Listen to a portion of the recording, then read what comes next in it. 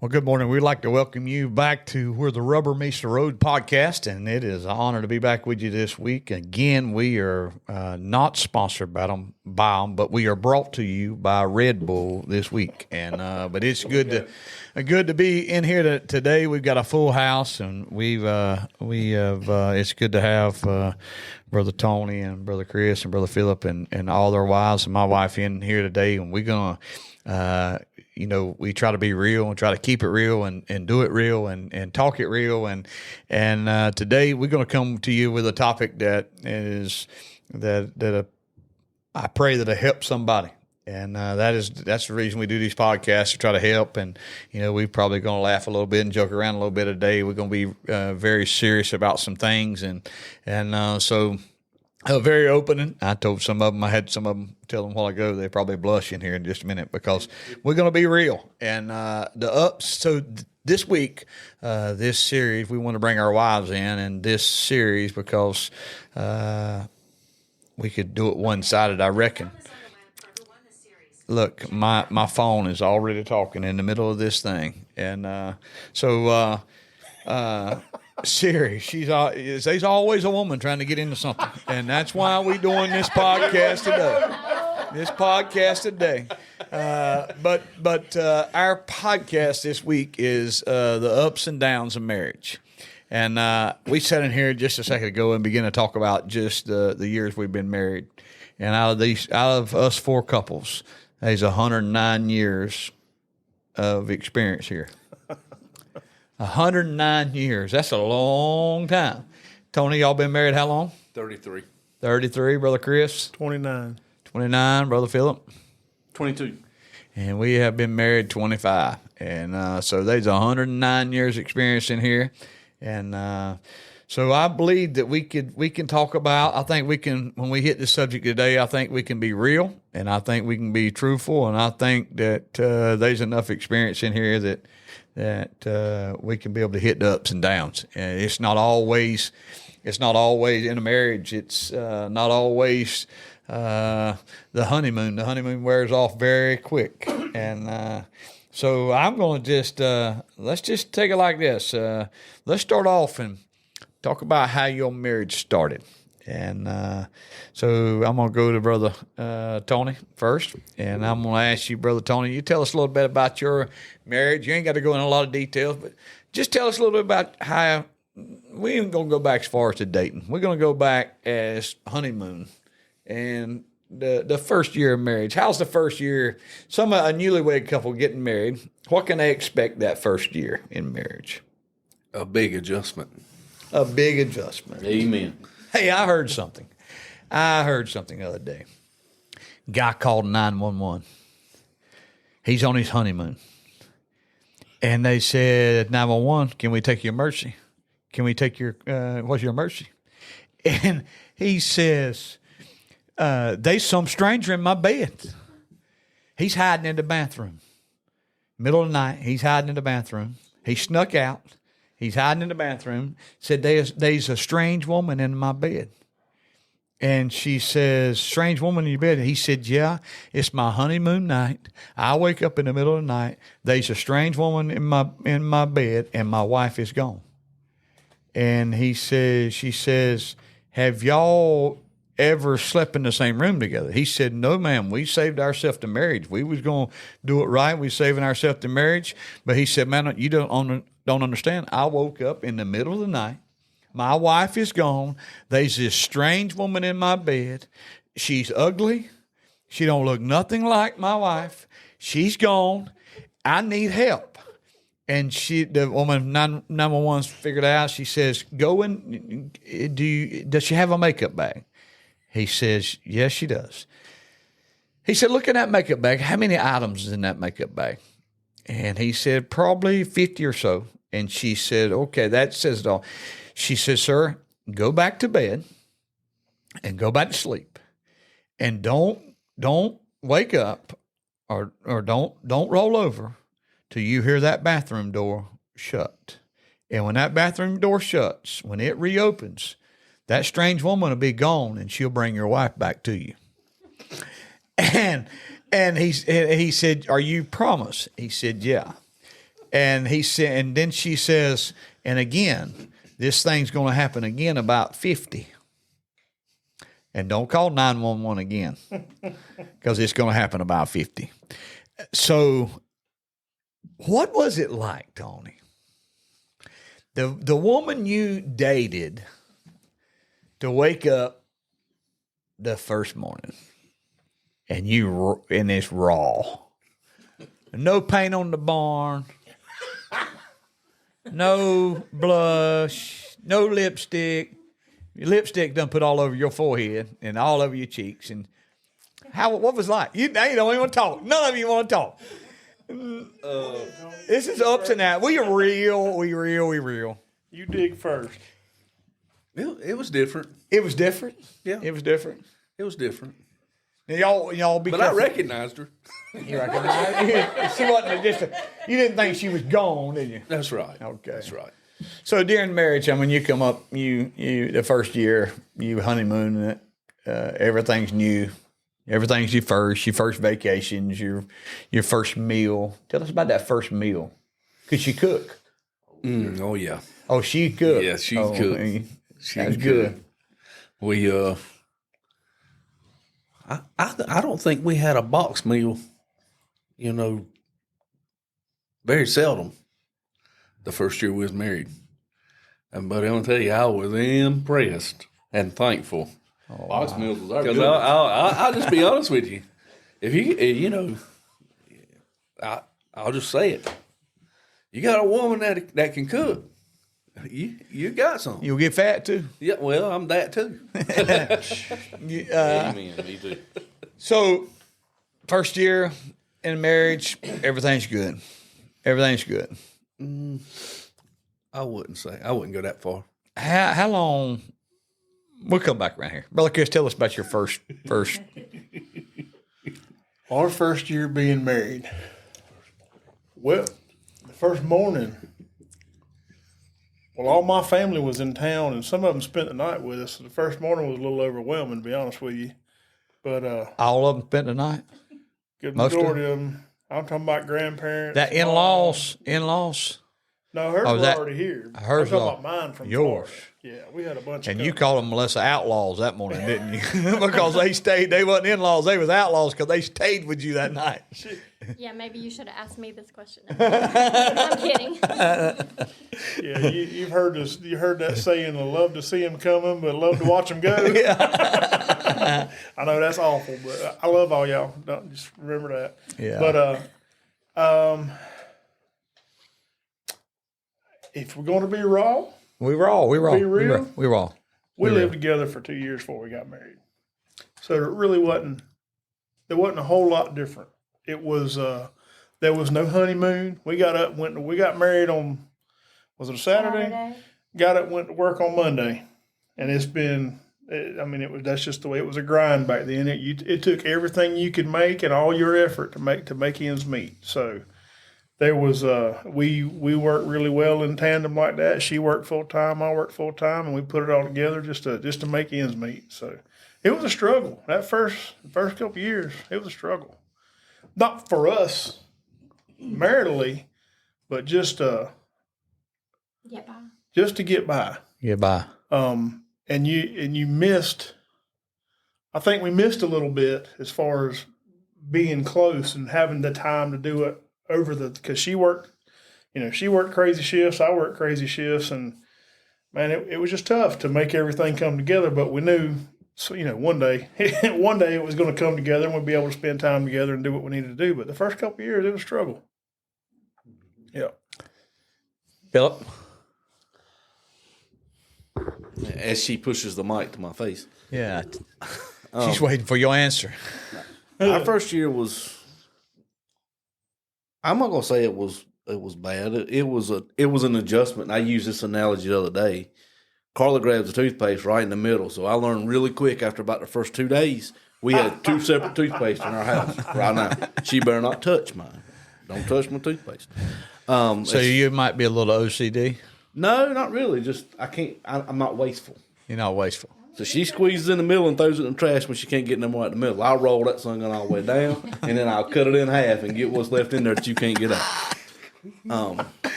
But He's tight. That's what Carl, I'm probably with you, and Jennifer's probably on Philip's side with that.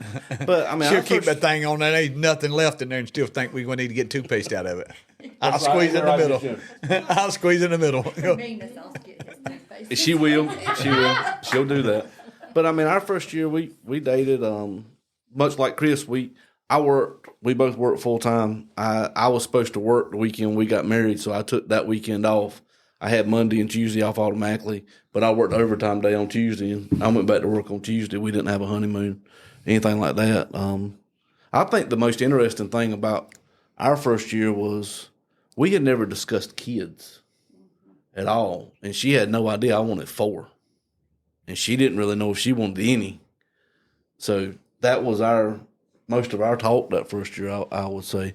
And eating wise, poor girl couldn't cook a lick, but boy, she can now. We live near Jack in the Box. So Yes, that's we good. do. Yeah, we do. Y'all lived on Jack in the Box. Yeah, we live near Jack in the Box. I come home many a nights off a second shift, and she say, "Your plate's in the microwave." I'd open it up. I'd shut the microwave back. I said, "I'll be back in a minute." Chicken fajita pita. It looks nasty. I remember the first time she made a biscuit, and this is no lie. I could have thrown it out of my apartment, sliding glass door, And busted. and busted the window and hit the other window across the thing, and it would have went into their thing. But now she can cook now. You can look at me and tell she can cook now. My great grandma made sure she learned how to cook a few things, and then her grandma took her under her wing. Well, I'm gonna let my wife answer our first year marriage. Well, that's not fair. Well, okay, I will. Because we'll go back around. We'll go back around and let women tell their side.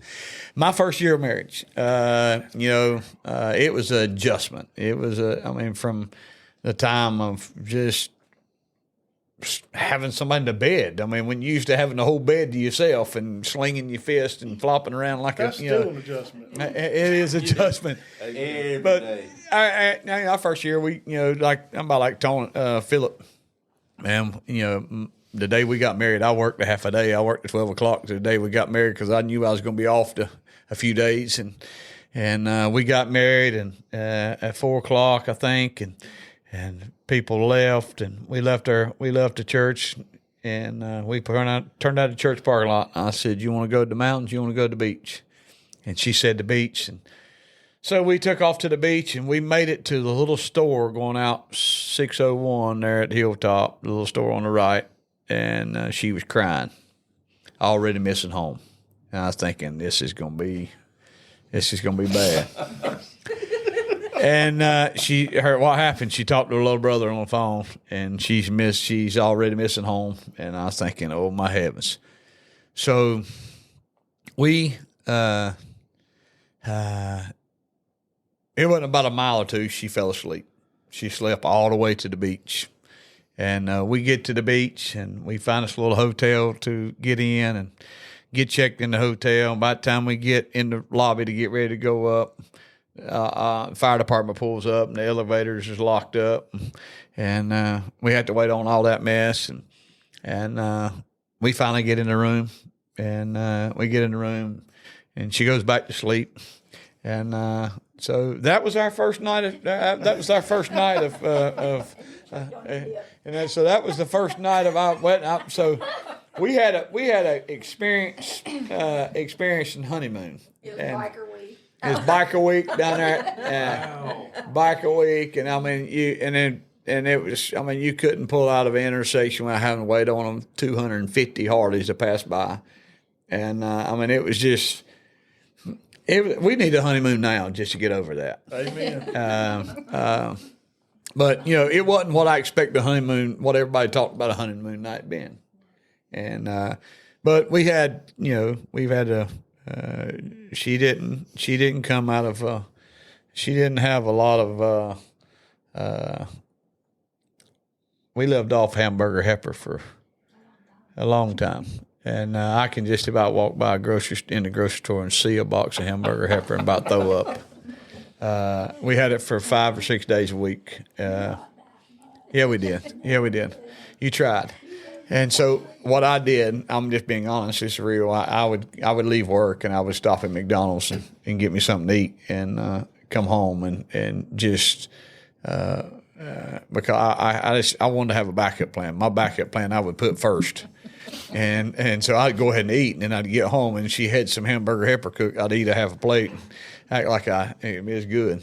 But she can cook now. She done, she done good now. But that's a little bit about our first year of marriage. It's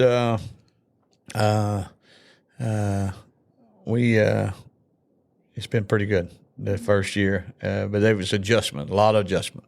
So Kelly, tell us a little about adjustments in our little first year of marriage. Oh, but let me back up.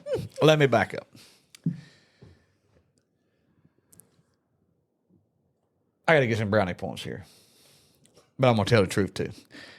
She was just as beautiful that first morning when I woke up beside her as she was when I was standing around the altar. She don't wear makeup, so it worked out good. So they wouldn't know. The barn looked the same the next morning.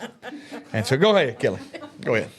I don't know. It's hard combining two households and learning how to live together. Like you say, fighting over whose sink is whose and whose toothpaste is whose. But it all turned out good. We used all the money we had to go to the mountains for our honeymoon, and we went and bought groceries, and then we cooked every day. I mean, I started out cooking from the beginning.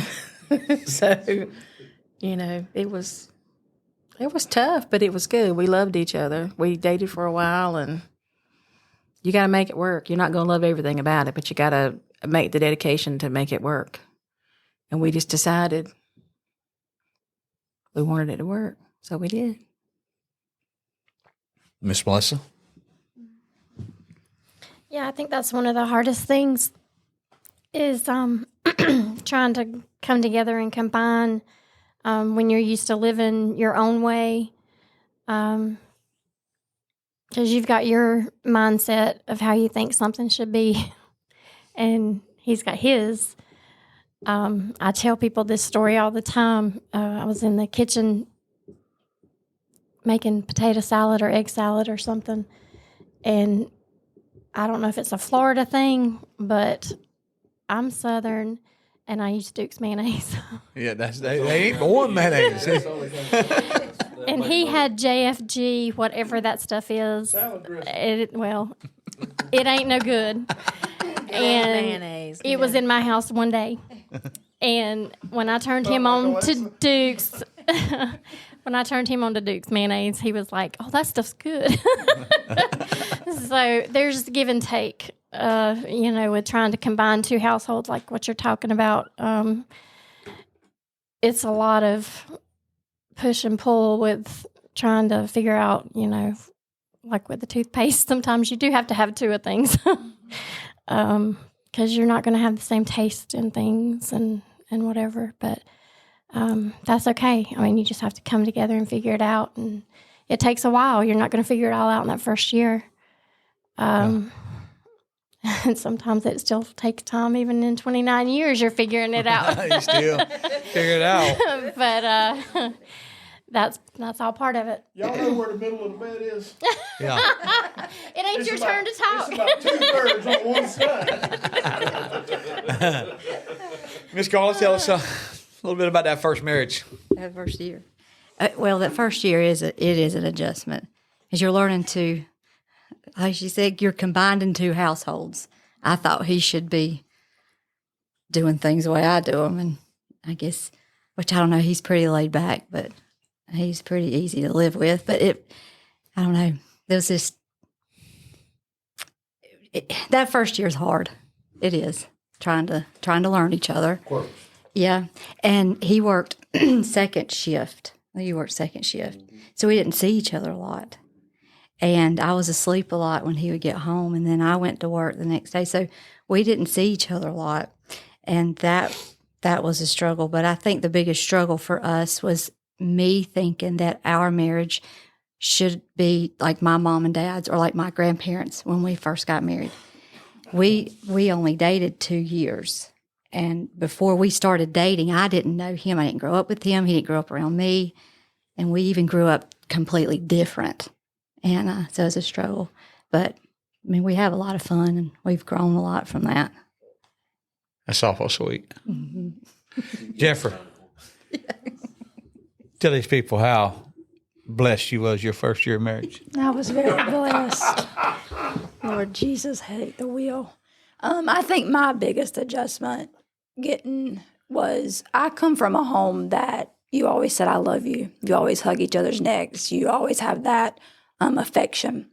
He didn't. So, and sometimes we still struggle with that today because I am one of those that, why didn't he tell me bye? Why didn't he tell me he loved me? Because I play the scenario in my head, what if this is the last time he left the house?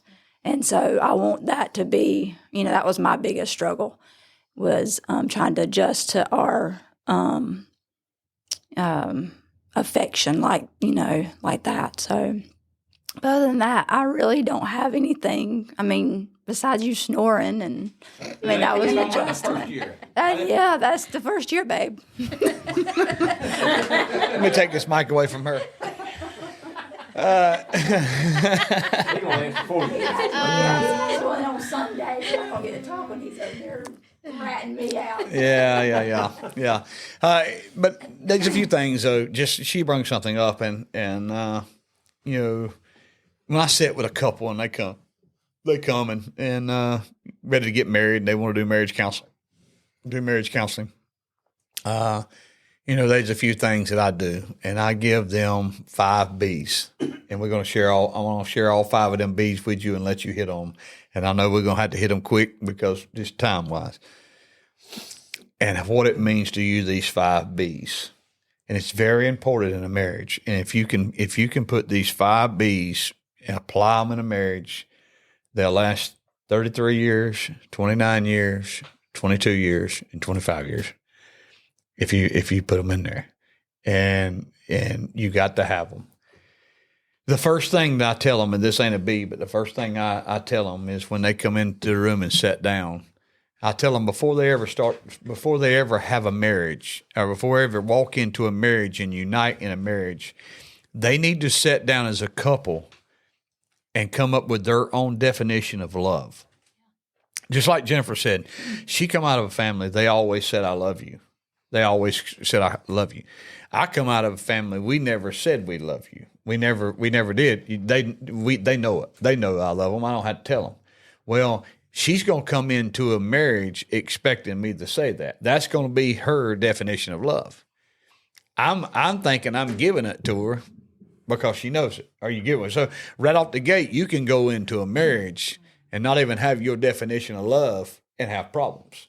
And so that's what I tell a lot of young couples, define come up with your definition of love, whatever it is. If it's going to be, I'm going to hug you, I'm going to love you, I'm going to tell you I love you, or you just know it, come up with y'all's definition so both of you is on the same page. And so that's where I start with them because I want them to grasp that.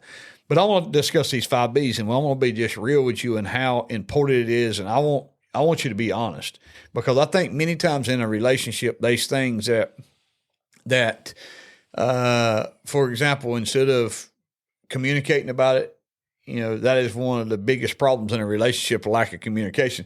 And instead of communicating about it, we just hold it in, but it's bothering us. Do I need to tell my wife what? Okay, let me ask you something. Tony, do you need to tell your wife what you don't like about her? Or are you just going to live with it? I need to tell her. You need to tell her. Or are you just going to live with it? But many times what we do, instead of telling her what we don't like, we just live with it. And it eats at us and eats at us and eats at us and eats. Let's just be truthful with one another. We're talking about the ups and downs of marriage. Sometimes we got to be real. I don't like that. Well, I don't like this about it. Well, let's communicate instead of just holding it in. Let it just keep what we call it. That just irks me. Instead of just keep letting it bother me, let's just be, say it, come out and say it. I don't like this. I don't like this. Okay. So here's where I start with the B's. The first B that I tell a couple when they come in, I said, the first B is always remember the Bible has to be the center of the home. And I'll tell them, I look at that man every time that he comes in, and I'll always look at a man and I'll say, most of the time, 99.9% of the time, if you're having problems in your marriage, it's probably leading back to the man. Why? Because if you look at verse number 25 in Ephesians chapter 5. Husbands, you are to love your wife as Christ loved the church. And if you love your wife like Christ loved the church, I ain't never found a fault in Christ. And how is she going to treat you? Let's take that verse number 22. Wives, let me ask y'all don't like what do y'all think about the word submissive? When you think about the word submissive, what is the first thing that comes to your mind? Kelly?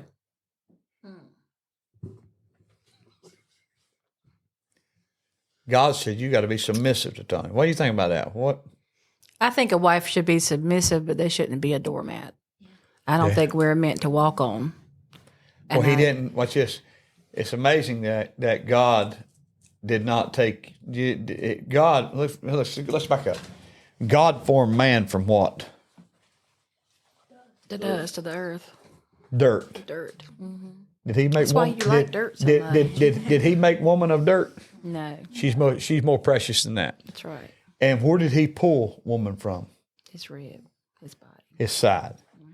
He didn't pull it from the bottom of his feet to be walked on. That's right. He didn't pull it from behind him for her to be behind him. He didn't pull her from the front side for her to be in front of him. He didn't pull her from the head for her to be Above him. He pulled her from the side that she should walk right beside him. So, Melissa, what do you think? When you think about the word submissive, Kelly said that a woman should not be a doormat.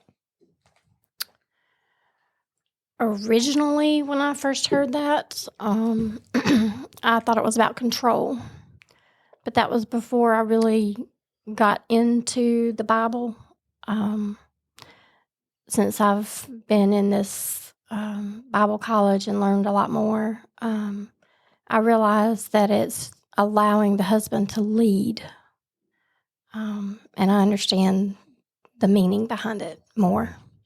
Miss Carla, when you think about the word submissive, the first time you heard it, or Well,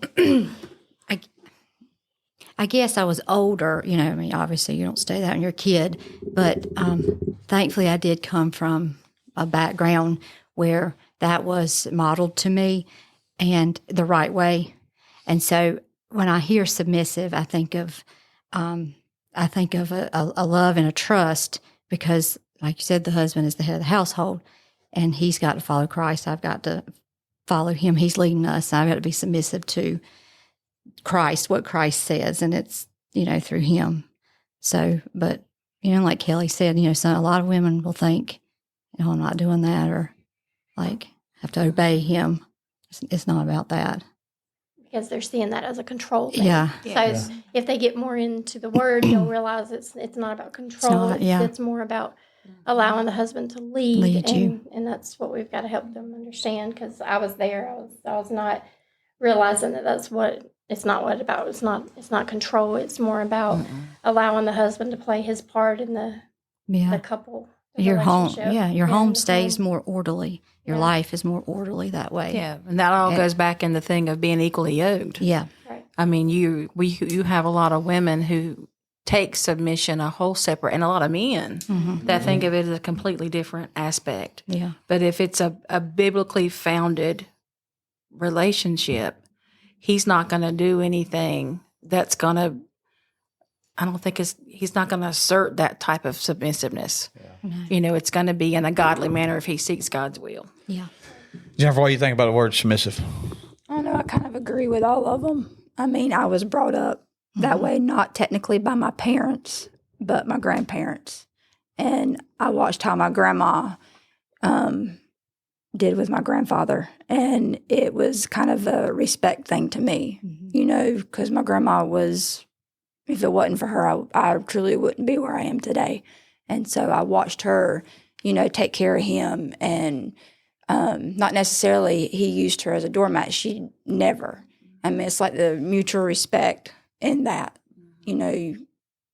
she gave, he gave. And so that's how I come to look at it. And then when we went to church together at Unionville, before we even got married, Preacher Hank would, talk about things like that. And that's how I learned. I knew it wasn't a wipe my feet on her or you do as I say or anything like that. I knew it was a thing that God had, put in the Bible for us to do. So If I can share this, you were talking about how you grew up. I grew up in a home that, when I was younger, it was a very good home. But as I got older in my teenage years, there was abuse, not with me, but with my parents to each other. And so that may be why I saw it as control. So then when I got older, to hear that word submissive, I had a hard time with that. Yeah. So I feel like that's why people that are in that situation, they need to understand that you've really got to get in the Word and understand that it's not about allowing a man to have control over you. It's about being in the Word and being in a good relationship with that man and knowing that he is a godly man. Yeah. And not to stay in an abusive relationship, because that's not the place you need to be, but to be with a godly person that's going to take care of you and do it Christ-like, and understand that you're being submissive because that's what Jesus wants you to do. Yeah. And if you look at that, when I look at the word submissive, I try to teach the word submissive when I'm talking to young people and couples. You back up. The husband ought to love the wife like Christ loved the church. And the husband is to be the head of the house like Christ is the head of the church. And we call ourselves Christians. Christ is the head. We call ourselves Christians. Christians means to be Christ-like. So a wife, you look at the word submissive. The husband is the leader. He is the head of the house. But the wife, that word submissive, if you study it, that wife, she's going to be a mirror reflection of her husband. Yeah. She's going to be a mirror reflection. However her husband treats her is how she's going to treat him. It's a mirror reflection. And so, that's just like you said,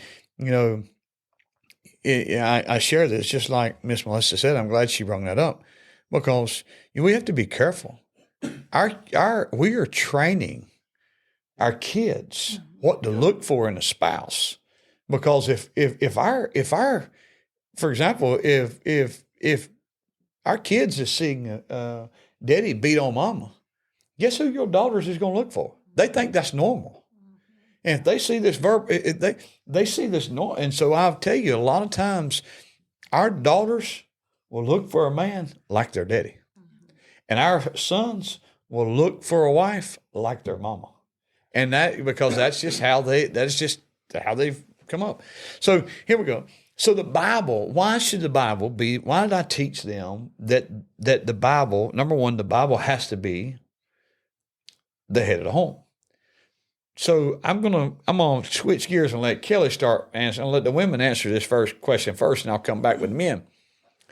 Kelly, tell us about that first knockdown, drag out fight y'all had, and what it's about.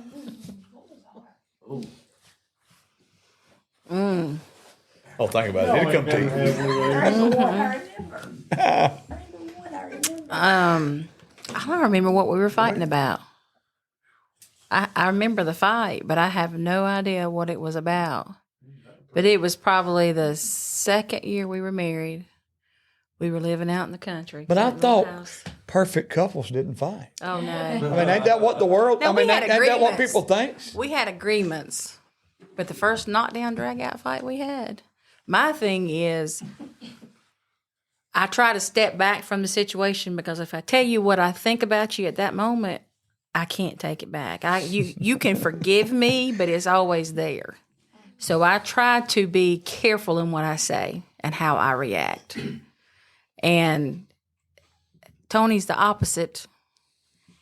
He wants to talk about it right then and there. You're not going nowhere. Well, I want to get in my car and I want to drive for like 30 minutes and get my mind together, and then I'll come back and discuss it with you. But you don't want to talk to me at that moment. So I go out the door. I get in my car. Well, he stands in front of the car. And I told him, I said, you got about 2 minutes to get out from in front of my car. I said, I'm leaving. I said, I'll be back when I've calmed down. I can't talk to you right now. You're not going nowhere. What was you fighting over, Kelly? I don't remember. You don't It was so stupid. But let me tell you how far it went. I said, get out from in front of my car. And I put the car in drive. He's standing there. I hit the gas. He jumps on the hood of my car. I thought, okay, you gonna be stupid, you gonna be tough. I took off out of the driveway and I start riding down Washington Church Road. He's hanging on the windshield wipers going, stop, stop. Can we reenact that? Has- Tell it all, Kelly. Has This is he raw. We're Rubber Rich ever- Road. Has he ever done it since? No. He knows you'll take it for a ride. Exactly. I'm not going to tell you a lie. I'm not going to tell you a story. If I tell you not to do something, don't do it. That is hilarious. And it's so That funny is because I don't hilarious. remember now what Tony, it you'll was have your about. turn in a minute. We're going to Melissa, though. Go ahead, Miss Melissa. Okay, first of all, No. You top that one, Melissa. no, I'm an angel. First of all, he said Melissa. But I know my time's coming. I'm just kidding. Go ahead. Okay. The first one, I don't know that we've had many. We've got a couple. Usually they were my fault. I was going to say. All right. Well, this was when we were building our testimony. When we building our testimony. Before children, we were in our apartment, and he had a friend that lived next door, and they liked to get together and have a beverage. This is BC, ain't it? Yes. Before Christ. Yes. And they got missing. Chris didn't even remember this one. I remember it now. And I finally located them next door in an apartment with some ladies. And I got very beside myself. And we had an conversation. Intense fellowship, as someone tells us it's called. There was any adult language in that. I'm not going to lie, there probably was. Oh, yeah. There probably But it was all was. BC. It was BC. It was, and thank the Lord for I am redeemed. It's under the blood now. It is under the blood. I never knew she worked at a shipyard until after that. Yes, I So she probably was made kin a with a sailor sailor, huh? blush. I'm sorry, Lord, forgive me. But yes, I hope he's never done it before since then, because that was a rough night. So, but we've all had those days, right? Yeah. Miss Carla, tell us.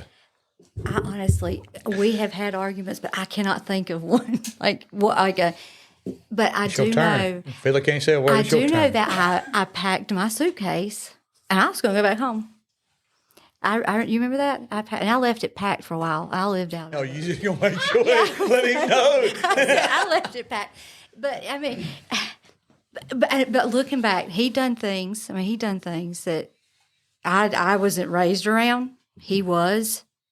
And to him they were okay. To me they were not. That we had to work through those things, but a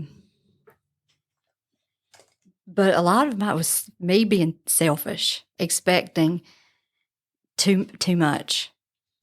I say that lightly, not like I shouldn't have high expectations, but I can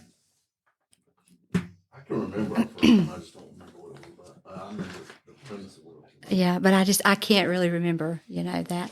But he is like Kelly. He's like, let me go cool down. And I'm like, my mom says, you're like a dog with a bone. You just keep on and keep on. Just walk away. And I can't. I'm just right there. No, we're going to settle this. We're going to settle it right now. And then I don't stay mad at all. Never So, with me. well, I mean, I'll pout, but I don't typically stay mad. I say my piece and then I'm fine. And then he'll sit there mad. And I'm like, what are you mad about? It drives me crazy. I can't wait to hear this. Well, Jennifer, tell us about our fight. I don't really. The only one that I remember is it was our anniversary, and sometimes you tell your husband like what you need around the house. Well, No, you tell the whole story. that is the whole story. You just hang tight. you needed. I needed a new. we are, Christ supplies our what? Need. Okay, she told me what she need. Well, it's a gift. You gonna go ahead. But it's our anniversary. But anyways, I told him I needed a phone cord and something else. Well, on our anniversary, he on his way home stops by probably Dollar General and goes in there and gets a card, a big old humongous long over length. 50-foot phone. Yes, phone cord, a candle, and something She can else. talk all over the house. Yeah. I was mad. Needless to say, that went to the Kidney Foundation or Goodwill or somewhere. I But didn't most talk to people him ain't for gonna days. understand what you mean by phone cord. They think you mean a charging cord. You talking about the old curly Q cord that you walk around the I'm house talking with. about one of those you plug into the wall, into the phone, and yes. When you wanted to have a private conversation, you took it down the hall, shut the door. Yes. You got done the cool restriction. I mean, which technically we had a cordless phone at that time. He just bought the thing that's supposed to go into the wall to go into the jack. Yes. That was my anniversary present. So needless to say, we didn't talk for a few days. Oh yeah, that was a fight. Yeah. Yeah, we had some adult conversation. But he's made up for it since then. He's taken me places, so. But did you have intense fellowship? We had intense fellowship, but they sometimes, have you ever noticed? They sometimes that I just like to pick a fight. No. Because the making up is pretty good. All right, let's go ahead. Go ahead, Tony. Tell us about, you remember that we gotta get around this table pretty quick. Tell us about, you remember our fight? I don't know what it was about, but I got ill enough one time that I took the phone off the wall and throwed it through the wall. And I don't know what it was about. We had probably youngins. It was probably youngins. And I'll just say I just had a bad situation. But other than that, I mean, we've had a bunch of them. But that was probably the worst one. Chris Tucker. Sheetrock. Fight that stands out the most to you. I'll be honest with you. Most of the fights we've had are because I either did something or didn't do something.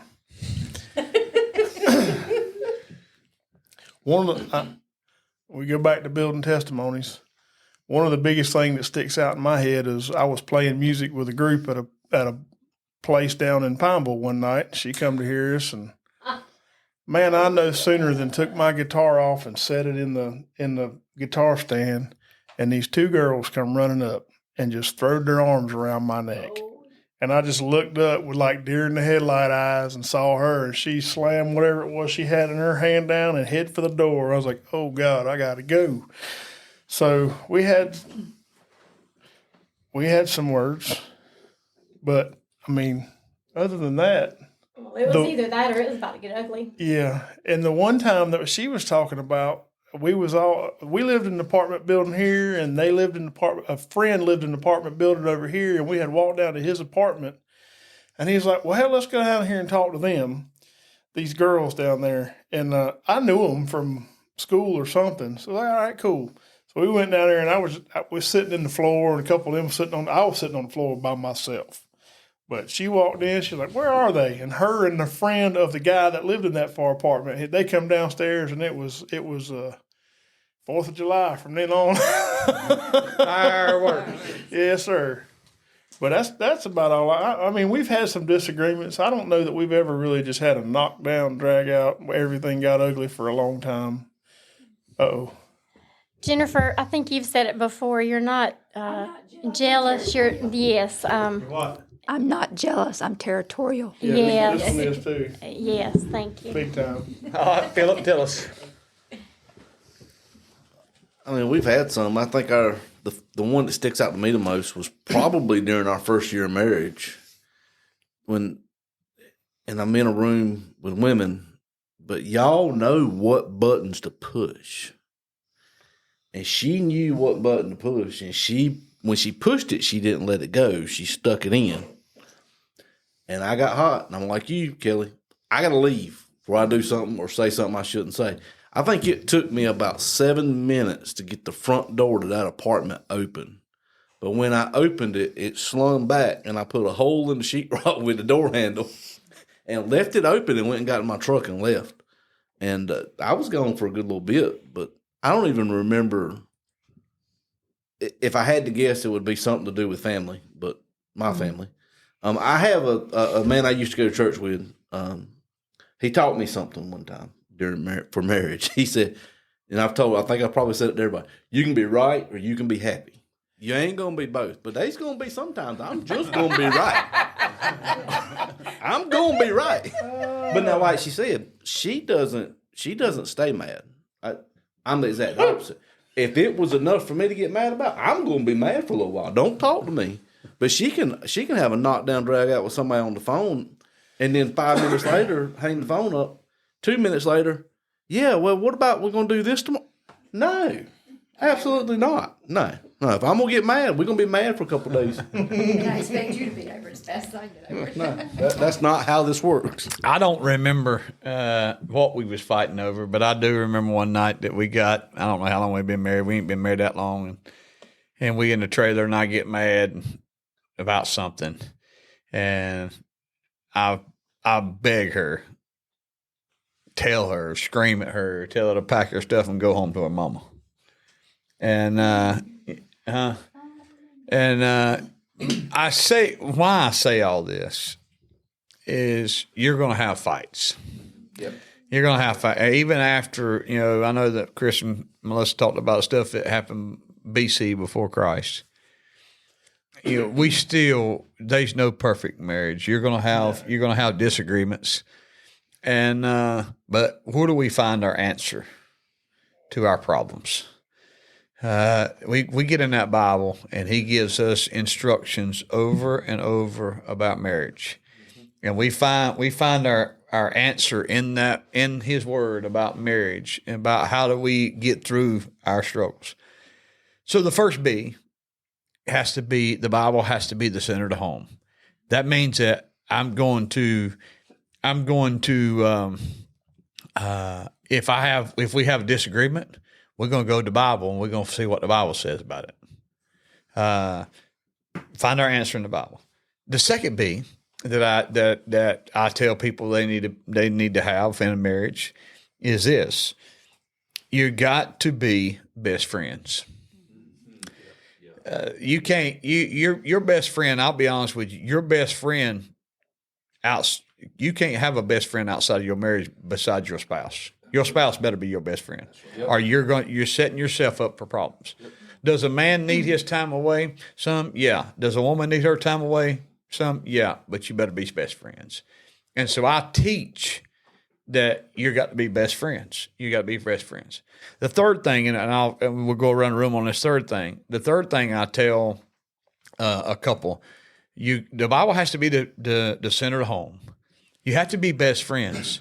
But the third thing is you got to have a budget. And I'm not talking about, when I talk about a budget, some sit down and say, well, we're going to draw out. But you can draw out your budget or you can know your budget. Because 90% of your fights in your home is going to be over finances. It's going to be over money. And so Tell me a little bit. Y'all can just tone in as a couple and tell me about y'all's fight. You know, usually in a marriage, you have a free spender and you have a saver. That's usually you really don't have two savers or two free spenders. Usually, we are drawn sometimes to our opposite. So you have a free spender, you have a saver. So, which one in y'all's couple is a free spender and which one's a saver?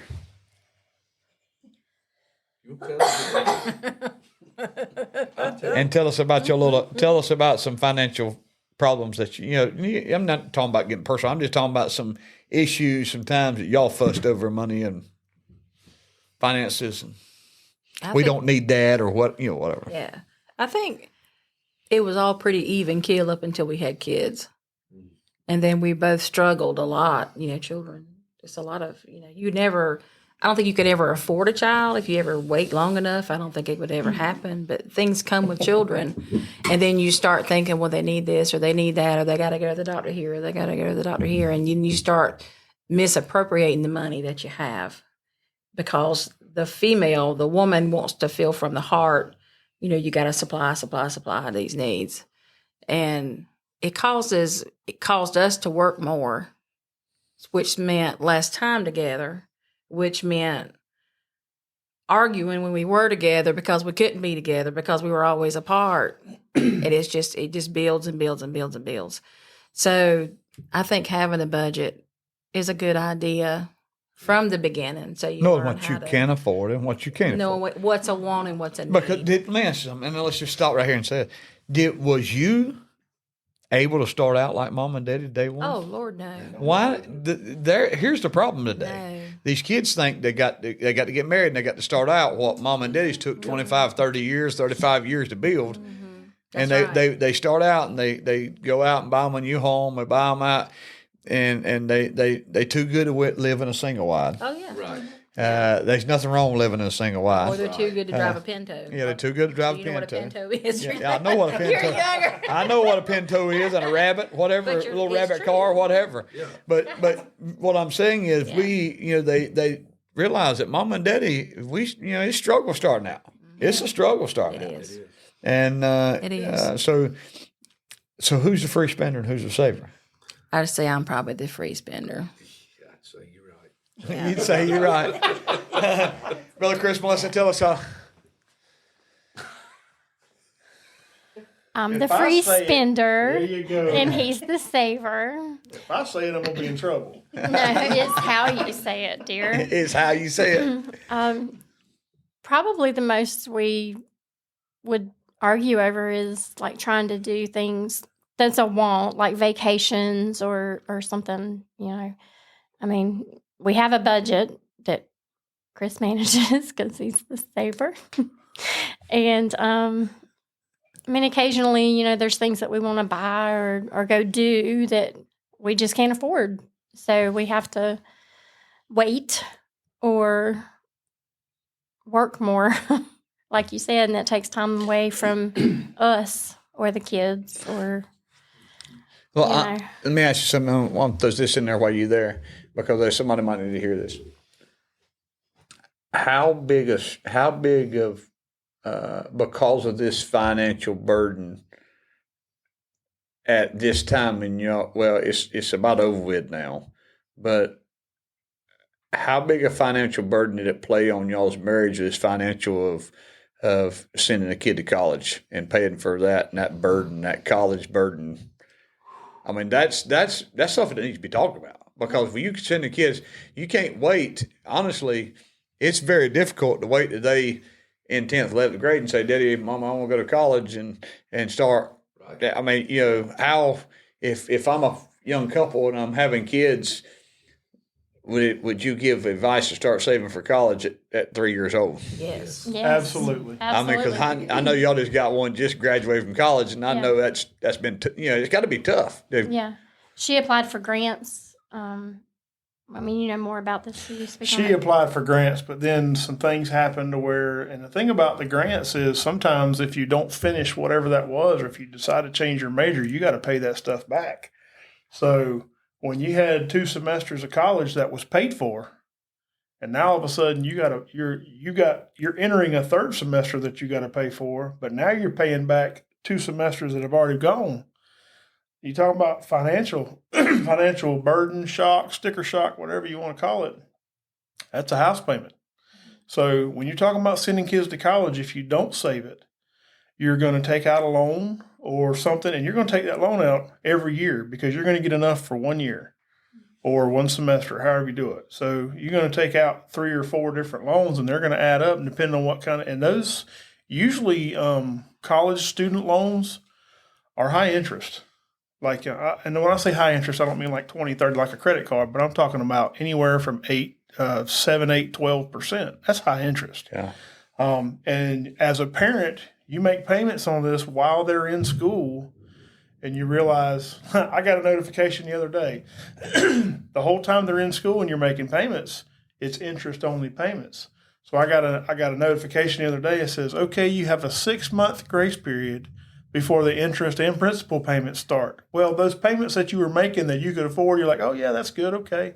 Well, when they go up, probably an additional half of what you're already paying, you're like, whoa, wait a minute, it's real. I mean, it hits you right between the eyes. So you don't need to wait to the last minute to be thinking about that. And I'll tell you something else when we're talking about the things and the wants and that. Her daddy told me something years ago. Her daddy told me a lot of stuff, some of which I'm trying to block out. But he said, learn to live without the things you have to have. You know, when you look at something, say, oh, I got to have that. Oh, I got to have that. He said, if you can learn to live without the things you have to have, quotation marks, you'll make it. Essentials: a house, a roof over your head, food to eat, and a vehicle to drive. All that other stuff is arbitrary. You don't need it. It's wants. Yeah. If you want to look like $1 million walking out, that's all well and good, but you just know it's coming from your budget, and something else is going to suffer. Yeah. So I thought that was a pretty good piece of advice from That's good advice. Philip, Carla, who's the free spender and who's the saver? Go ahead. Okay, well, I'm the free spender. Yeah, Amazon package tells the truth. They don't come to your house, do they? Phillips. I'm a permanent stop. I might as well just be a warehouse. I send mine here so she don't see it. And Eyes, they come to the house too. And Philip does these fancy spreadsheets of every dime we spend. I tell her exactly where every dime of it goes. But I always say, Philip, I want this. He'll say, get what you need. He always says, get what you need. I'll swipe that red card and I get what I need. Just kidding. But no. I mean, you see the Probably importance. our biggest But fight. it is. But yeah. The way I take care of the bills and the way that she would take care of the bills when we first got married. We put our accounts together. Like Yeah. we should have. Well, I'm here to tell you that caused argument after argument after argument after argument because I didn't like the way she did it. She didn't like the way I did it. She made a suggestion one day, a year in our marriage. She said, I think we should just separate our accounts. I did a U-turn in the middle of 74, went straight back to all back then. I was joking when I It said it changed too. my direct deposit to my old bank account. I was joking when I said Now, it too. And now he did since it. then, we have put our accounts Yeah. back together. They're not separate. She was always on my account. But I'm very particular over the bank account and how it looks and what goes in and what comes out. Whereas, like you said, when it comes to kids, he was out there playing in his new shorts and he messed them up. Well, he should have took his new shorts off before he went outside. Now he can wear them to school dirty. Yeah. And then I'm like, no, we that's can't how do I that. look at it. Yeah. They're wearing dirty. Yeah. Well, he messed up those brand new. Guess what? They still wear. Yeah. Put them on his feet. All I know, tell him. Yeah. But now she's the one that's in there scrubbing everything, and the next thing you know, there's another package from Amazon. for the first 10 years of my youngest life, he thought clothes come from the mailbox. He had no idea belts. Jennifer, you want to speak for us or? I'm both. I can save and I can spend. You in God's house. I know. You hand me the Bible and I'll put my hand on it. I'm both. My wife cannot save. Why I say that is she's got too big of a heart. And so our problem is very early in our marriage, my wife, she's always paid the bills. And she's good at paying bills, keeping up records. I'm terrible when it comes to just pay it. I mean, just make sure it's on pay. I remember one of our biggest fights. I come home and asked her where all the money went to, and was complaining, and she threw the checkbook down and said, "You pay the bills then." And I don't know if I tried it. I gave it back to her. But I will say this: I'm more of a savior. Do I blow some money? I do blow some money, but I'm more of a savior probably than her because of her heart. Her heart, she wants to give every blessed thing that we have away. And so I'll be honest with you. She comes to me a lot and says, "Can I have money for this? Can I have money for that? Can I have money for this?" And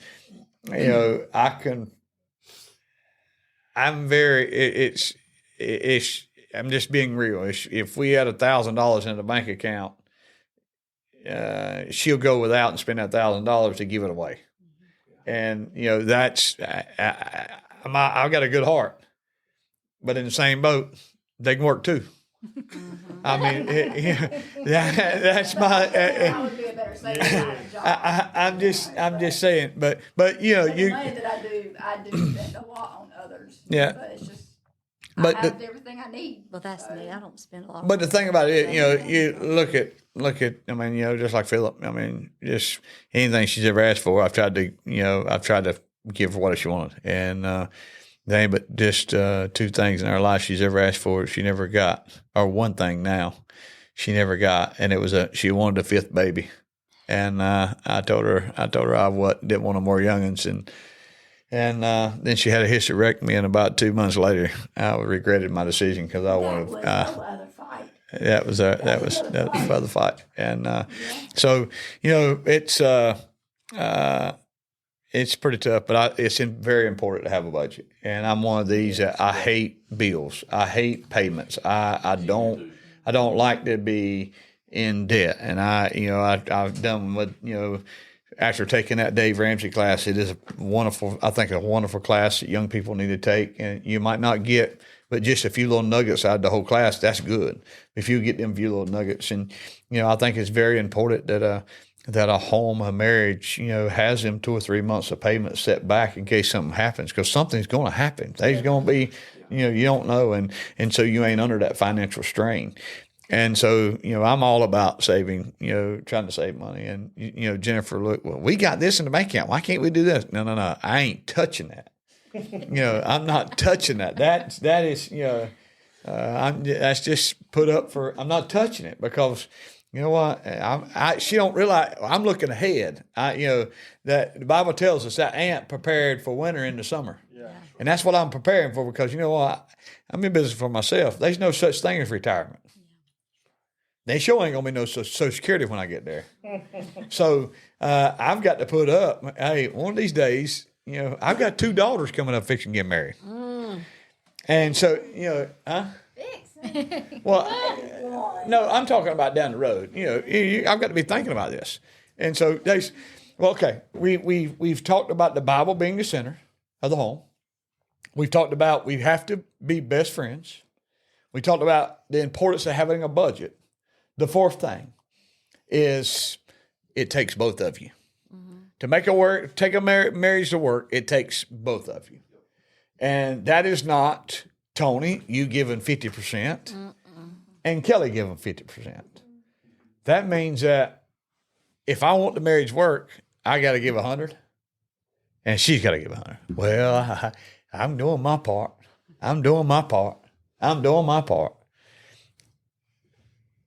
What's the importance of it taking both of you? And I ain't got to go in no order. Y'all just hone in. What's the importance of it taking both of you in a relationship? I'll go ahead and tell you, 100%. Sometimes it's 130% and 70%, or 170% and 30%. I know that the math don't work out. It's not right. But there's going to be times where your spouse just cannot do, and you're going to have to take up slack. Yep, Yeah. that's right. There's going to be times when, and men, you can say all you want, well, I can do it all. No, you can't, because there's going to be times when you're down. I ain't never been so far down like I was when COVID hit. And I thought, 2 days, I was shaking in the bed. I didn't know if I was going to live or die. It was seriously. Yeah. And she did absolutely everything. She didn't feel good either. She did absolutely everything around the house. Well, a couple days later, me being a man, I was like, well, I'm home. I can't go to work. I'm going to go outside and I'm going to do a little something. I strapped a sprayer back to my back. And I just walked up a little incline on the hill. When I got to the top of that incline, I set that sprayer down, went back in the house and tried to breathe for the next 3 or 4 hours. So just things like that. We've had 2 kids that were both C-section babies. And let me tell you something. When you have a C-section baby, you're not just taking care of your wife. You're taking care of your wife and a baby 24/7. And I'm going to tell you, that's one of the hardest things. I mean, I loved it. I wouldn't trade it for the world, but that's one of the hardest things I've ever had to do because you do not sleep. One or the other is awake and needing something. But it's when you say 100, 50-50, everybody said it was 50-50, and then they come up with a thing, it's 100-100. It is 100-100, but sometimes it's over that. And you will exhaust every ounce of energy, patience, or whatever you have, but you got to do it to make it work. Let me ask you something on that same line. Is y'all spouse perfect? No. No. Let me tell you. When you look at Kelly, is she 100%? Yeah. She's 100%. Not all the time. Not all the time. Chris, Melissa, 100%? I mean, in everything every characteristics in a woman, wife, perfect wife, everything, is she 100%? No. No. You're not going to find that. No.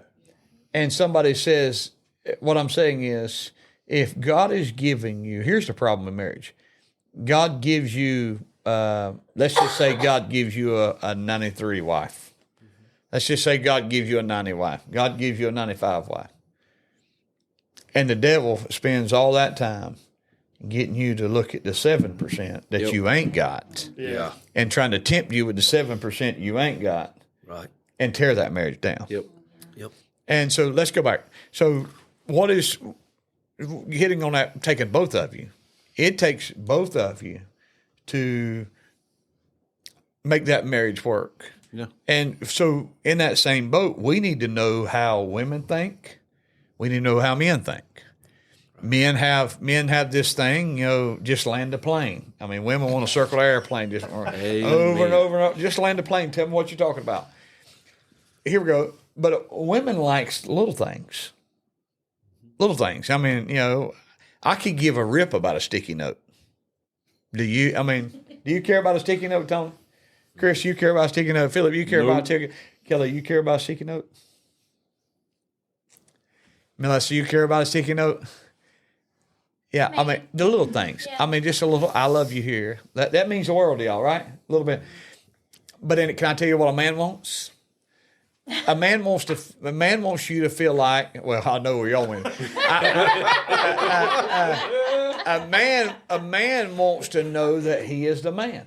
Yep. When you open up the back door of the house and you look out there and he's doing something, you think, man, that's stupid. He's gonna get hurt.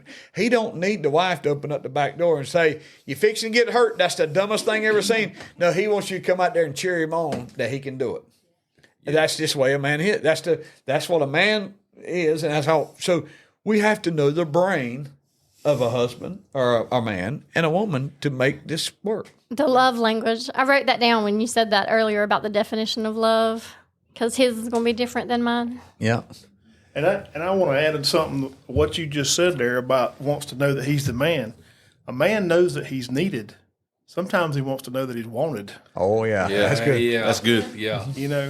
Everybody loves when you're providing. Yeah. But what about if I'm not providing? Do you still want me? Is that the cutoff? You know what I mean? So. Well, I mean, you think about this too. A man is not going to, if he knows he can't win, he's not going to show up. And so don't make him feel like a loser. And I don't play if I can't win. And so, I'm very competitive. I think about that. And we can be competitive in, other stuff. And, Jennifer's, and that competitive can roll into a marriage if you ain't careful. That's right. In things. And so it takes the Bible being the center. It takes that you got to be best friends. I mean, we're talking about I think we can all agree that the Bible's got to be the center. And we all agree that your spouse has got to be your best friend. We all agree that you're gonna have financial problems in the home, so you better come up with a budget. You better just not walk out there and get married and think you're gonna make it and just spend. You better know what you can spend and what you can't spend. And we could take that further and further. Fourthly, we must know that we have to. It's going to take both of us. That's right. But the fifth one, I'm gonna let Tony read something. Get your glasses on, man. Preacher Tony, I want you to read this. This is your Bible right here. I got it. You start in verse number. Can I borrow your glasses for a second? Look in chapter 1 Corinthians chapter number 7, Tony, and look in verse number. Start in verse number 3 and go down to about verse number 5. 1 Corinthians 7, starting in verse 3 down through verse 5. Let the husband render unto the wife due benevolence, and likewise also the wife unto the husband. The wife hath not power over her own body, but the husband, and likewise also the husband hath no power over his body, but the wife. Defraud ye not one the other, except it be with consent for a time, that you may give yourselves to fasting and prayer, and come together again, that Satan tempt you not for your incontinency. Can we put that good in redneck language? In commentary redneck language.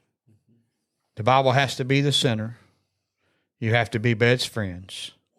You have to have a budget. It takes both of you. And the fifth thing that makes a marriage work is plenty of bedtime. The Bible teaches that. And, the world has took the bed and made a mockery of it, to make money off of it, to take away the sanctification, the holiness of it. That is something that, if you study it, is a gift that God gave a marriage. It is something to be holy. It was something, but the Bible plainly tells us right there.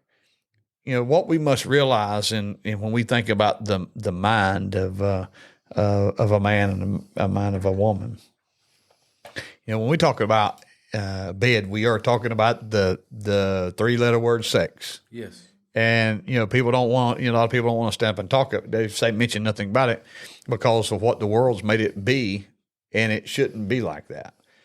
That is a gift that God gives a marriage couple, and when you look at that, when we dive into that and we look at that passage of scripture, first we must know what a man's brain is and what a woman's brain is. I could ask every man in here the question: how would your wife define the word sex?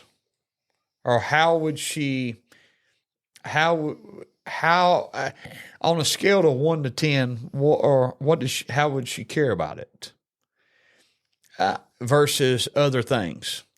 You see, really and truly, a woman's brain, if you draw the picture of her head and you put sex in her brain, it would be a pin drop. They would be things: shoes, clothes, Facebook, all these other things would make fill her brain up, but sex would be a dot in there somewhere. Maybe if you could even find that dot, it would be there.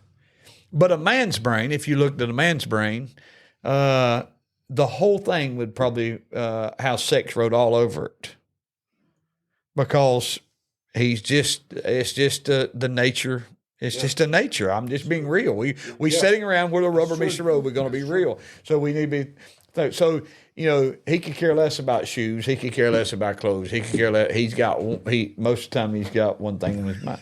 He Okay. wants to take all that stuff off. Huh? Yeah, he don't care nothing about it. He wants to take it all. Yeah, After that one thing, though, you could probably get all the shoes and the clothes that you wanted to get. that's right. Hell, wouldn't it? That's right. Yeah, you want the shoes. You want the shoes. We need to focus on the dot in your brain if you want the shoes and the clothes and all that. So here we go. So let's just be real when we talk about this. So if let me think about this, Kelly. Kelly, Melissa, Carla, and my wife. I want y'all to think about it.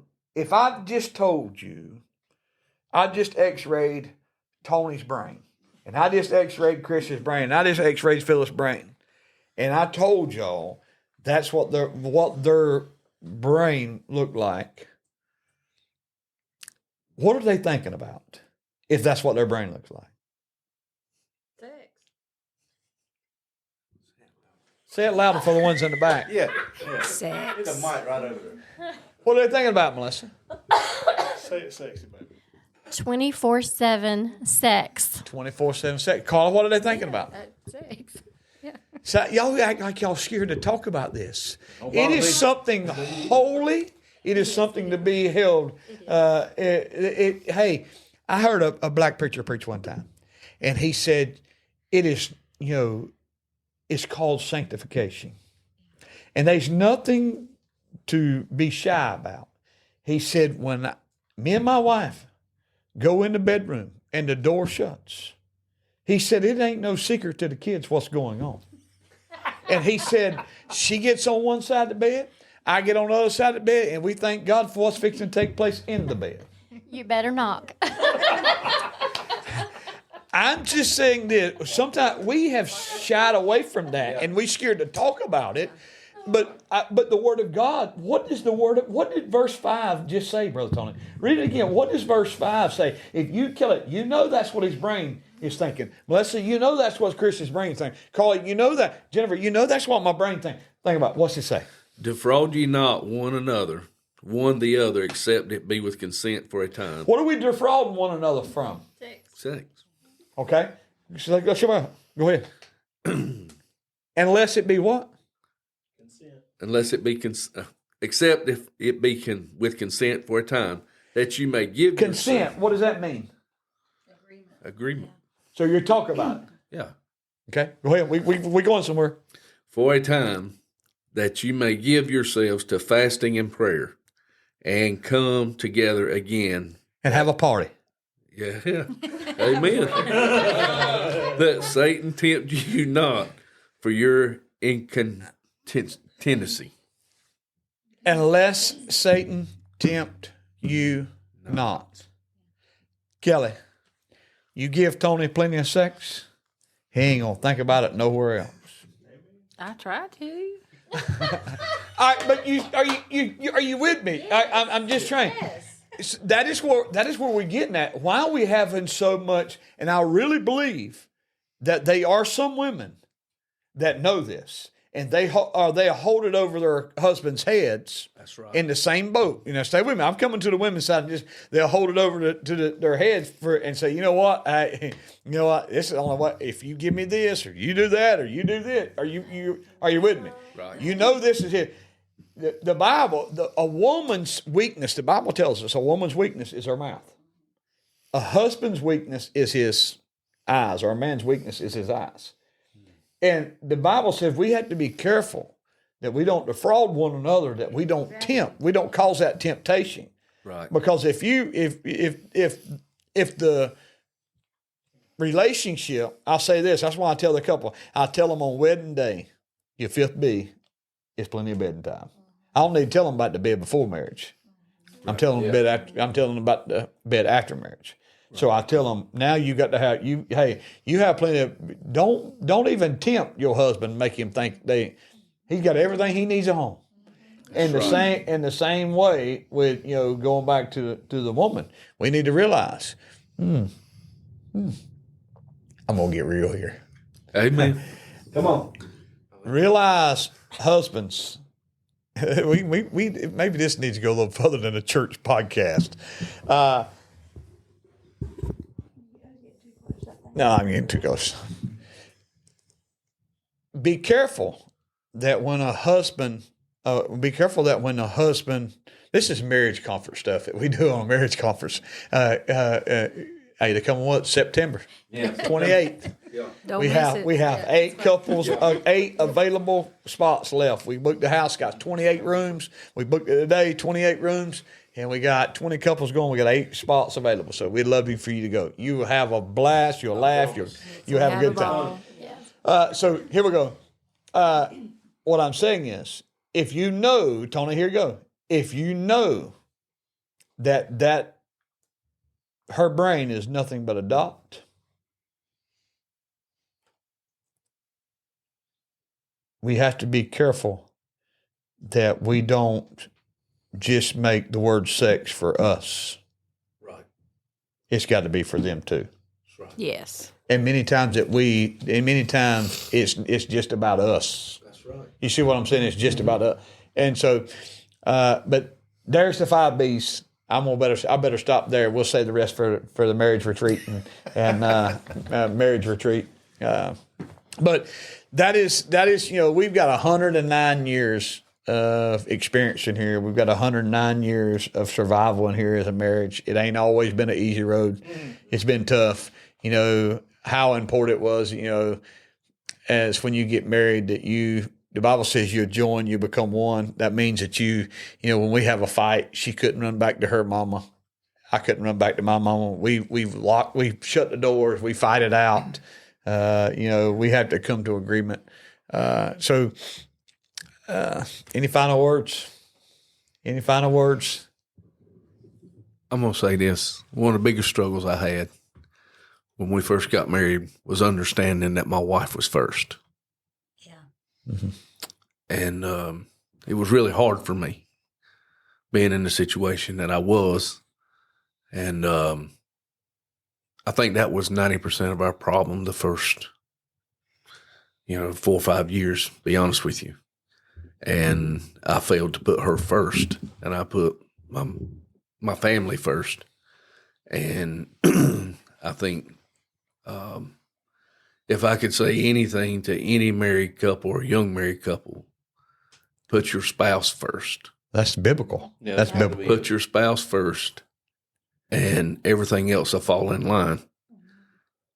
Because if you don't, I could tell you a lot of things that could happen. Well, we must realize that our spouse comes before our kids. Yeah, that's what I was going to say. That's extremely hard pill to swallow, but a very important pill to swallow because your kids is going to grow up and leave. Right. And you still got to have us. So putting God at the head of the household, and then your spouse has got to be the next thing that you take care of. It can't be the kids. The kids are going to take some priority sometimes, but it's just as equally important as for me to be that way as it is for her to be that way also. And it's not an easy pill to swallow sometimes. How important is it? Okay, let's just say let's draw a scenario right quick, because here's what I'm seeing. I'm seeing couples right now that have been married 30 years, 35 years. They have kids, they grow up and they leave home. And when they leave home, these couples divorce. You reckon that when the kids leave home, and that's when you're supposed to the kids has left home, that's when you're supposed to be able to start running around naked in the house again. Yes. I told my young. But watch this. And we waiting on them to bring grandyoungins back, and that's we excited about that. But you reckon they just don't know each other? Yes. Yeah. And you reckon that they quit dating? Yes. They quit figuring out their spouse? They don't know got to their make spouse? that time for yourselves. You got to break away. You have to. It's just like in the marriage retreat. There's 28 couples there, Yeah. but it's a lot of just one-on-one time with you and your spouse too. It's very important. I'm going to say this because I was going to say it before you made that point, but it's very easy because you get so used to running with the kids and doing this and that and the other I'm a busy man. I got a lot going on in different avenues. And I'll be honest with you, it's easy to let that creep back in to where you get away from putting your spouse first. We had that conversation the other day. It's like some of this stuff is just going to have to give way to where we can you've got to reconnect, and sometimes you just got to drop it all, whether it be for a week or 2 weeks or a month.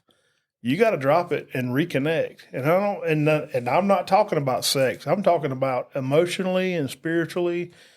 You got to find that balance back to who you were, who you married, and who she is and was. You've got to plug it all back together, or that's when you end up 35 years married and all of a sudden you're divorced. One thing Philip and I do a lot when he gets home, or if I'm home before him or whatever it is, we always go back to the bedroom and shut the door. We will just lay there and hold each other and talk. Or just sit down. And I get so excited when I hear his truck pulling up in the parking lot or in the driveway, because I know. Yeah, I mean, I've missed him. And I've looked forward to that time with him. You know. And No wonder there's so many Amazon packages coming in your house. But I'll tell you something else. If you're not careful, this right here, holding up the phone, Amen. will take the place of that time. Now, I'll tell you, that's one of our arguments. She says I'll wake up sometimes in the middle of the night, and I have no clue about it and tell her to cut her phone off. I'll wait till you're asleep. I can't stand to get in the bed and scroll on the phone. The bed's for two things: sleeping and bedtime. That's it. 2 S's. Yeah. 2 S's. Yeah. I think a lot of times as we get older and we do have children that we have our children and we're involved in their lives, we take each other for granted. Yeah. You're thinking, okay, well, we've already been together 10 years. He knows how I feel. I know how, and you don't. And you forget how vulnerable a marriage is, and that I don't know what it is, but there's always something that women and men are attracted to married people. And there's always a fight. If you let yourself slip and you don't let them know your affections, honey, there's somebody right there in the back saying, guess what, honey? You could be my best friend today. They got And that 7%. you tell me what you're going through. And you tell them how you're feeling, and you may have had a fight, you may have had this or that, and all of a sudden that person's fulfilling all that need that you feel like you're not getting at home because you've shared it with them. They know just what to tell you. And before you realize it, you're involved in things that you shouldn't be involved in. And it's nothing but vulnerability in taking each other for granted. I mean, I go as far as we have mutual friends that we hang out with all the time, married couples, and we all have each other's phone numbers. Mm-hmm. But if I'm texting his wife, my wife's in the group text message. Yeah. You will not catch me. It's not unless we're planning a birthday party, and then that person's husband's going to be in the text message. Yeah. It's not going to be you have to, when it comes to the opposite sex, You had to cover your bases. There's a line that you cannot cross. Yeah. And you got to be careful. That's where the devil gets in. Don't take each other for granted. That's right. Well, I'm gonna say one more thing. go ahead, say one more thing. I try to, as I'm getting older, and I've been blessed. I married a beautiful woman. If I could start over today, I'd start over with her. There's no other one that I'd want. Amen. But I think so much today with young couples that they're even looking to get married. Mm-hmm. But I think the thing we miss as young people or people that even, engage, whatever, you need to love that person for what's inside. Yeah. Because that outer shell, it's going to change. I'm not bragging. When I got married, man, I was in good shape, buddy. And I look now, and it's like, I need some paint to paint this barn. You see what I'm saying? But it's just the thing, I think today we look at the lustful side. Mm-hmm. And that's going to go away. And that all that radiant beauty you see, it's not going to, I hate to be ugly, but it's not going to be there when you get 57, 58 years old. You're going to change. So you better love that person for what's inside. And the world today There was a time that people worked on things and fixed things. They try. But in the world today that we live in, that don't work no more. I'll just go get a new one. Yeah, we had a really good friend of ours that got married. Well, right after we got married in 2002, and we were standing there at the wedding, and the thing come out of their mouth was, "He'll do for my first husband." Well, you're going into this all wrong to start with, because I married one time. I love her to death. I wouldn't trade nothing in the world for her. But if something ever happened to her, there ain't gonna be another one. Correct. But there ain't gonna be another one. I will be buried beside her, and there'll be no other woman buried beside me. And that's just the way it is. Well, I'm going to end like this. We need a part two. We need a part two of this. It's been fun sitting around, and I think, I pray that we help somebody, young couple sitting around or listening to this, or been married for a while. Things is going to change. Mm-hmm. Your spouse is going to change. They ain't the same person that the day you married. They change. Especially the outer side. We all change. I wasn't completely gray-headed when my wife married me, and she wasn't. She didn't have a gray hair in her head. Yeah, you do. You do too. You just color yours, and so things change. Things change. We change, and but I think if we'll stay connected, if you stay connected, here's the best thing: if you stay connected, you'll never see the change. Yeah, that's right. It is when you come unconnected and you come back, then you'll realize change has took place. But if you stay connected, even through the change, you never see the change because you're so connected in them. Right. And so we have to be careful. We're fitting to shut her down. Anybody got anything else to say? Be open. Be open one with another. We got to be open. We got to, let's talk it out. Things we don't like, things we. Just be connected. Just be open one with another, and But this is a good time to get an advertisement for our marriage retreat for our church. And if you're a part of our church and you would like to go on a marriage retreat, we completely have a blast. And it is a time that we rent a house that we all in there together. Every couple has a bedroom. We eat together. We have a big long kitchen table that seats everybody, and we eat together, and we cook out. We have this year we'll be going down. The marriage retreat itself will start on a Thursday afternoon, and I think it's September 28th. 27th to 28th is on a Thursday, and it'll start that Thursday and end. We leave Saturday morning, but we have a Thursday night session and a Friday night session. But this year we'll probably be able to go down. Some couples, if they want to, can go down a little bit early if we have to. But it's always a blessing, and we look forward to that. But again, we want to thank you for tuning in to Where the Rubber Meets the Road, and we want to thank our wives for being here today. And we have enjoyed doing this podcast, and we'll continue to enjoy it. Don't know exactly where we'll go next week, but be looking forward to our podcast. Hit the share button, get the word out. And I pray that it'll help somebody. So I hope you have a wonderful day in the Lord. Are we out of Red Bull? We are completely out of Red Bull. So if you run across a Red Bull representative, you tell him we need a sponsor, and we wouldn't mind a bit sponsoring. We even talk about them when they ain't even our sponsor. But we're thankful for a good Red Bull that is full of sugar, not a sugar-free Red Bull. We want one we want the real deal. I told them boys a while ago I didn't. That way we wanted a full red one that had all the sugar in it. But thank you again. Hope you have a wonderful afternoon, and we'll see you back here next week. And God bless you.